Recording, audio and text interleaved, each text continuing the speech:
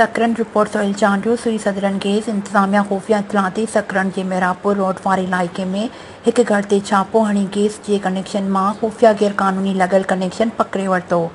हुन मौके ते रीजन नवाबशाह जे CJDO ऑफिसर नियाज़ उमरानी मीडिया के ब्रीफ ॾींदे ॿुधायो त असां खुफिया इतलाती एक घर मथां छापो हयो आहे जंहिंमें घर में लगल कनेक्शन में गैर कानूनी तौर ते पाइप हणी गैस चोरी कई पे वई, जंहिंमें 20 किलोवाट जो जनरेटर हलाए उन ते पूरे घर की बिजली हलाई पे वई, जंहिंमें एसियूं ऐं मोटरूं हलाइण समेत घरनि जे अॻियां दुकाननि खे पिणु उन मां कनेक्शन ॾिना विया हुआ। हुन ॿुधायो त असां वॾी कार्रवाई जे लाइ पंहिंजे आला इख्तियारनि खे लिखी रहिया आहियूं। कार्रवाई दौरान सुई सदरन जे FIR सेल जो इंचार्ज फयाज़ कुरैशी, सुई केस ऑफिस सकरन जो गुलाम मुस्तफ़ा गमन ऐं ॿिया पिणु